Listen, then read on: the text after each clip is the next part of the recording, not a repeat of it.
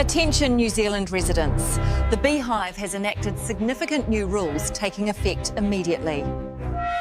Welcome to this legislative briefing document, the Great Recalibration. This video navigates Aotearoa, New Zealand's 2025 employment law overhaul. It synthesizes the Employment Relations Amendment Bill 2025 and the Termination of Employment by Agreement Bill. These reforms represent a systemic shift in the balance of power. The stated goal is to reduce red tape, enhance labor market flexibility, and boost productivity. The practical outcome is a systemic recalibration favoring employer certainty, scaling back decades-old worker protections and union integration.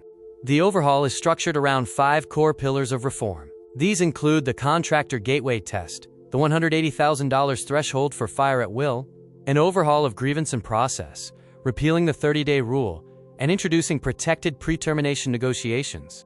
Pillar 1 introduces the Specified Contractor Gateway Test. If all 5 criteria are met, a worker is legally a specified contractor, bypassing ERA protections.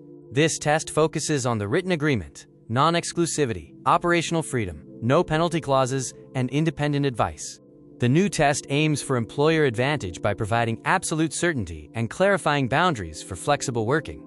However, it creates a risk for workers and unions, introducing a legal trapdoor that could nullify recent victories and allow for misclassification through superficial labels. Pillar 2, the $180,000 fire at will threshold, means employees earning $180,000 plus lose the statutory right to raise personal grievances for unjustified dismissal.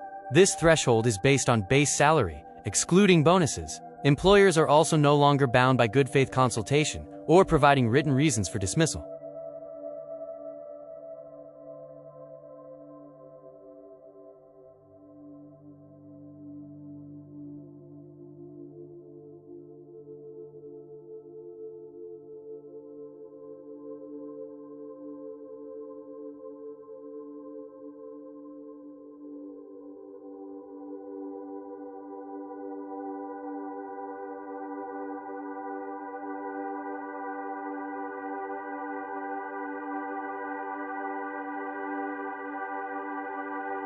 Pillar 3 overhauls grievance remedies by shifting accountability to the employee's contribution to the grievance.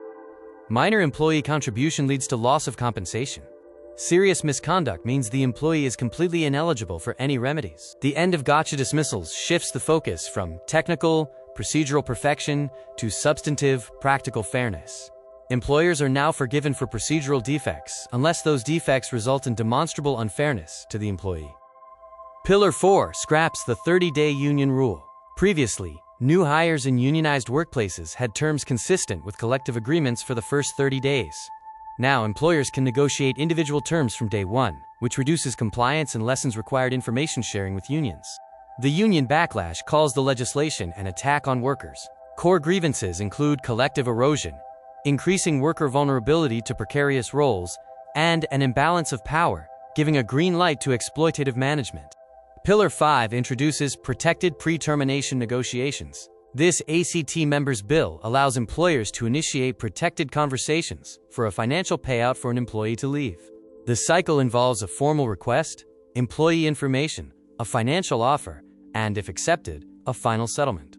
Pre-termination is viewed by employers as a, panacea, allowing a clean mutual break from performance management. Workers and unions view it as a, poison chalice, capitalizing on power imbalances and creating a culture of, constructive dismissal by stealth. The synthesis shows a trade-off. The 2025 era increases employer agility and reduces the corporate compliance burden. This is achieved by sacrificing worker statutory security and union integration compared to the pre-2024 era. The transition timeline indicates actions for both employers and employees. Employers must audit contractor agreements and update processes by February 2026. Employees, especially high earners and contractors, need to review and renegotiate terms before February 2027.